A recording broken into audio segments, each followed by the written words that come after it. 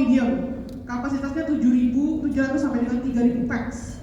Ya, ini lebih kepada upscale, kayak Fluent, ya kan, pelancong yang emang juga cukup intelligence, mereka mau cari experience yang lebih. Kemudian ada luxury. Luxury ini justru kapalnya lebih kecil, ya.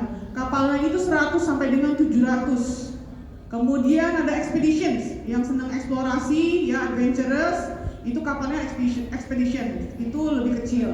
Kapasitasnya kurang lebih 100. Kemudian ada world cruises. Ini kapalnya keliling dunia, ya, biasanya untuk retirement, nomaden, ya kan. Itu kurang lebih kapasitasnya 700 sampai dengan 3.000 passengers. Nah, kenapa itu penting? Karena kapal yang tinggal di Singapura itu kita kategorikan menjadi ini: contemporary, premium, luxury, ya. Kapal-kapal yang memang cukup familiar dengan Bapak Ibu sekalian, itu ada Royal Caribbean, ada Resort World Cruises, dan juga Disney Line Cruises nanti akan tiba di tahun 2025. Jadi ini penting sekali, kenapa market segment? Karena produk ini sesuai dengan segmennya. Ya, contemporary tadi kan sudah dijelaskan di awal untuk siapa, ya, premium dan luxury. Sampai di sini ada pertanyaan? Lanjut. Kemudian apa sih nilai utama dari bepergian dengan naik kapal pesiar? All inclusive, ya. One time pack, bisa mengunjungi beberapa negara, ya kan? Semua experience-nya untuk segala umur. Jadi ini bisa menjadi salah satu alternatif experience yang menarik untuk pelanggan Bapak Ibu yang bisa ditawarkan. Apalagi kalau dari Batam kan lebih mudah, ya, tidak perlu naik kapal pesiar, tidak perlu naik pesawat, ya kan? Cukup naik ferry, nyebrang, biayanya jadi lebih sedikit lebih murah, gitu. Kemudian ini karena kemudahannya, karena dari Singapura, ya, ke Indonesia itu ada 10 penerbangan, ya, 9 penerbangan ke 10 kota yang ada di Indonesia.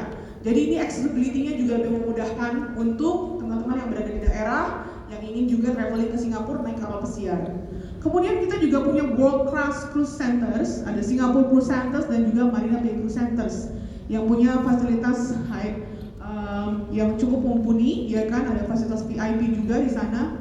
Dan salah satunya adalah fasilitas cruise fly services. Ada yang tahu mengenai hal ini? Jadi fasilitas ini memudahkan pengiriman bagasi dari bandara langsung ke cruise centers. Orangnya kemana? Orangnya lagi di Orchard belanja, ya kan? Nah, begitu juga sebaliknya. Jadi ini memudahkan sekali untuk penumpang. Fasilitas ini available di 2 terminal. Jadi tapi yang harus Anda lakukan adalah cek availability dan booking kepada cruise line-nya.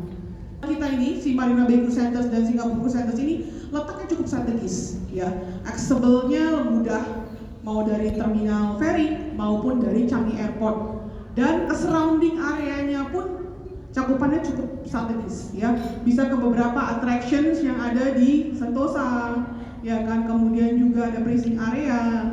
Jadi ini bisa direkomendasikan kepada pelanggan Bapak Ibu untuk bisa overstay, ya. Stay paling tidak 1 malam di Singapura untuk explore destinasi-destinasi yang baru. Kan tadi Zalfa sudah menjelaskan kan, ternyata banyak sekali yang baru yang memang belum dieksplor. Nah itu bisa jadi suggestions untuk pelanggan untuk stay di Singapura lebih lama.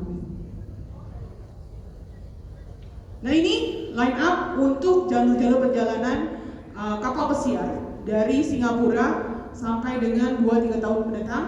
Ada yang home port sailing dan juga ada seasonal sailings, ya. Kemudian kita lihat memang pertumbuhan kapal pesiar cukup meningkat tajam, ya. Angkanya pun tahun ini sekitar tahun 2023 lalu sekitar 2 juta visitor arrivals yang naik kapal pesiar. Dan ini jumlahnya sudah naik 100% dari sebelum pandemi. Berarti interestnya orang Indonesia untuk naik kapal pesiar sudah meningkat. Makanya kenapa banyak sekali kapal-kapal yang baru yang memang datang ke Singapura. Jadi jangan juga ditawarkan produk yang sama, bisa di-offering produk yang lain sesuai dengan segmen marketnya. Nah, sekarang saya mau tahu juga, menurut Bapak Ibu, segmen market kapal pesiar dari Batam itu siapa?